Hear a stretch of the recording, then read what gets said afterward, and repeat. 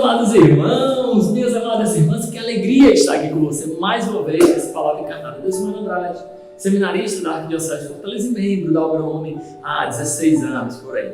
Meus irmãos, vamos pegar a palavra de Deus que se encontra em Lucas capítulo 10, versículos de 1 ao 9. Já pega a palavra de Deus, leia. Se não der para pegar agora, se estiver escutando em movimento, tudo bem, mas não esqueça, o contato com a palavra de Deus é algo indispensável. Mas antes, vamos rezar, pedindo a presença do Divino Espírito Santo para nos guiar durante essa leitura. Vinde Espírito Santo, enchei os corações dos vossos fiéis e acendei neles o fogo do vosso amor. Enviai, Senhor, o vosso Espírito e tudo será criado e renovareis a face da terra. Oremos. Ó Deus, que instruíste os corações dos vossos fiéis com a luz do Espírito Santo, fazei com que apreciemos retamente todas as coisas segundo o mesmo Espírito e gozemos sempre de sua consolação. Por Jesus Cristo, Senhor nosso. Amém. Senhor esteja conosco, Ele está no meio de nós. Proclamação do Evangelho de Jesus Cristo segundo Lucas. Glória a vós, Senhor.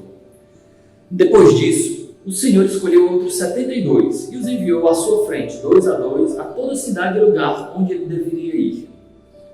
Ele lhes dizia: a colheita é grande, mas os trabalhadores são poucos.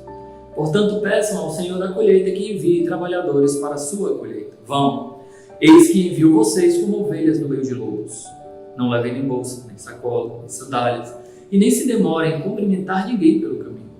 Em qualquer casa onde entrarem, digam: a paz esteja nessa casa.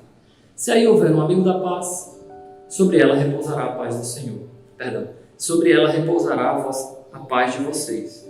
Caso contrário, ela voltará para vocês. Fiquem na mesma casa, comendo e bebendo o que tiverem, pois o trabalhador tem direito ao seu salário.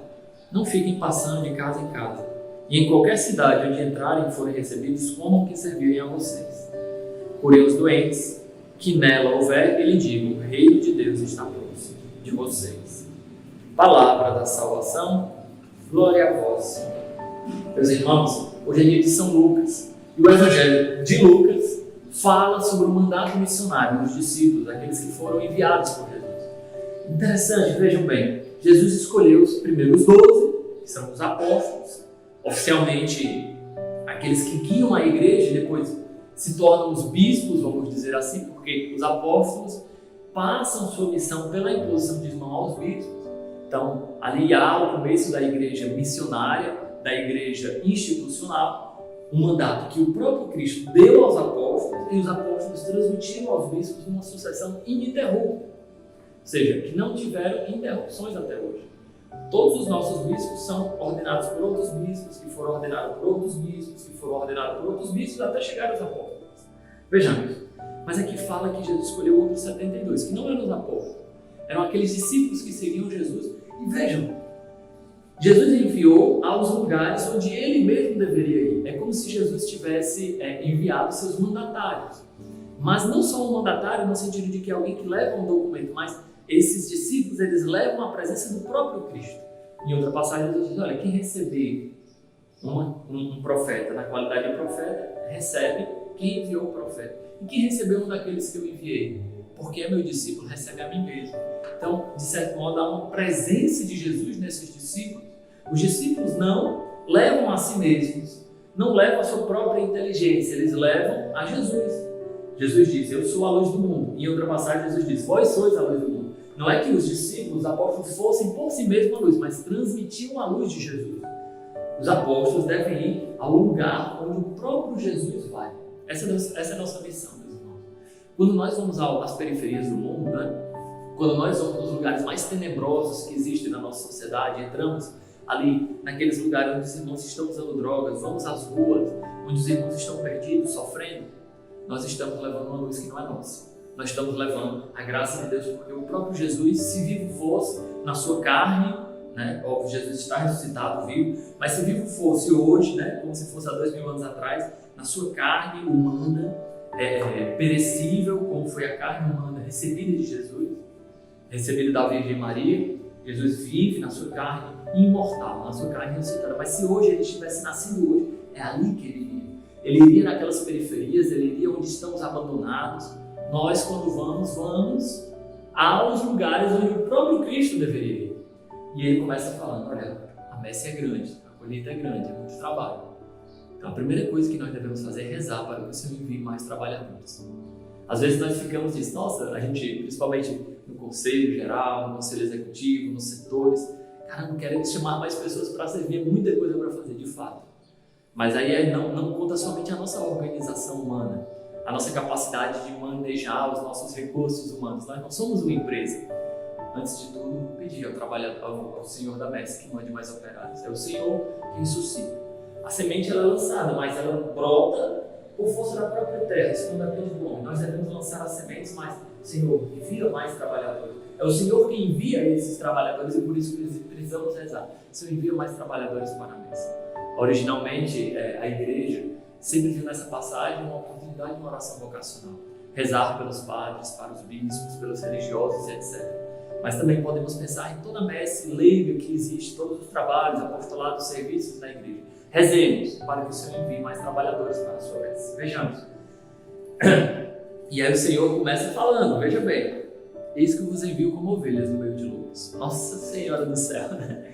Nós não vamos ali com autoridade humana, cheio de poder, de força, de glória, para que as pessoas nos amem, nos respeitem, que queiram tirar foto conosco. Não, nós vamos como ovelhas no meio de lobos.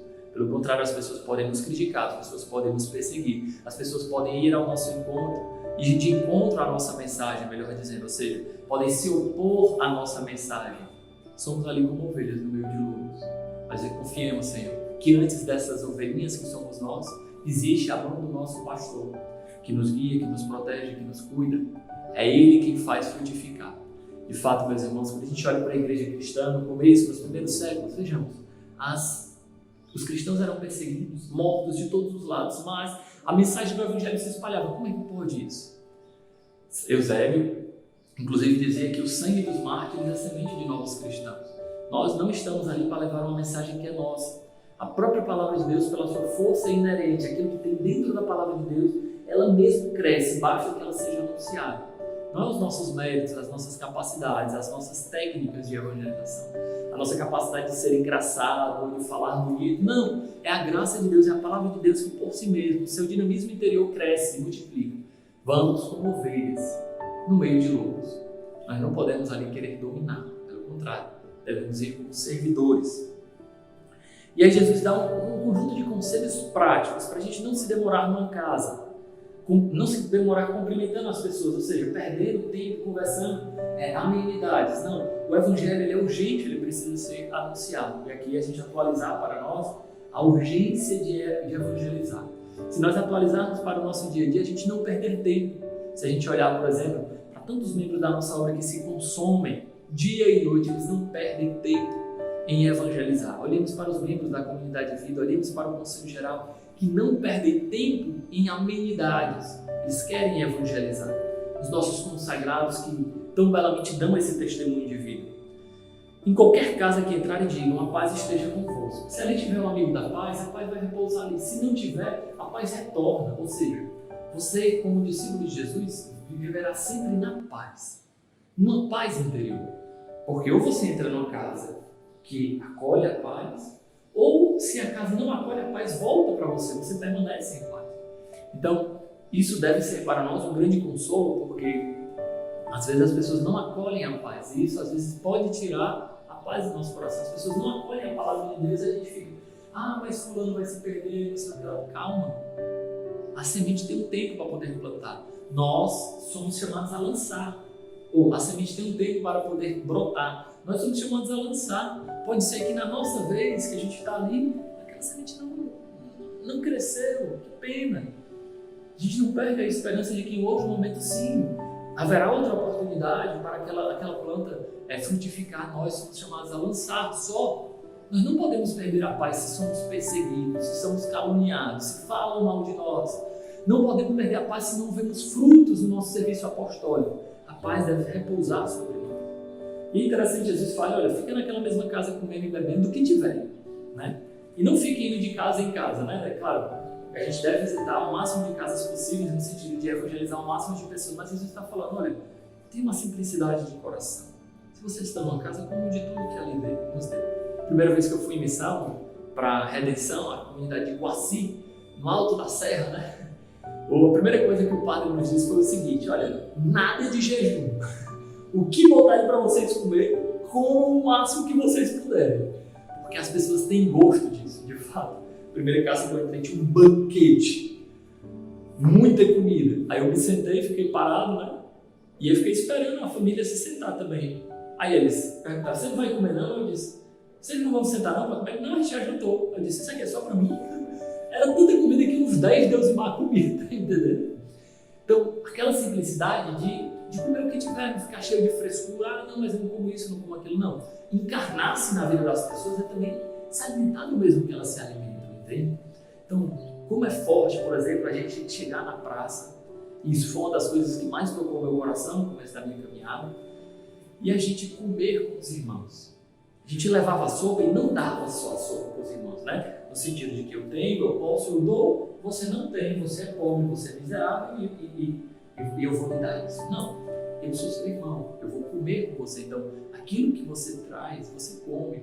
Na Casa São Francisco, né, antes, que era casa de acolhimento ali na Conselheira Estelita, no centro, a comida que os irmãos comiam era a mesma comida que nós comíamos. Nós sentávamos à mesa com os irmãos, entende? Nas nossas casas de comunidade de vida não existe distinção dos missionários, que tem uma comida chique, bonita, bela. Não. A mesma comida para todo mundo. Nós partilhamos da mesma vida. Nós colocamos o nosso coração em comunhão. Comungamos do corpo e do sangue de Cristo, da mesa eucarística, e comungamos também da mesa humana, do banquete que o Senhor nos reservou, que na sua providência, mesmo que de um modo simples nos providenciou, comer com os irmãos. E a passagem termina assim. Curem os doentes que nela houver e lhes digam, o reino de Deus está próximo de vocês. Aquela presença que Jesus conferiu aos seus discípulos no começo desse evangelho. Vão aos lugares onde eu mesmo devo ir. Essa presença é o próprio reino de Deus, porque Jesus, ele é o reino. Eusébio dizia, Jesus é a Alto-Basileia. Em grego quer dizer, ele é o próprio reino. Então, esse reino está próximo através dos discípulos. Através dos discípulos, esse reino está próximo. Então, meus irmãos, minhas irmãs, vamos terminar nossa reflexão do evangelho de hoje agradecendo a Virgem Maria. Ave Maria, cheia de graça, o Senhor é convosco. Bendita sois vós entre as mulheres e bendito o fruto do vosso ventre, Jesus. Santa Maria, Mãe de Deus, rogai por nós, pecadores, agora e na hora de nossa morte. Amém.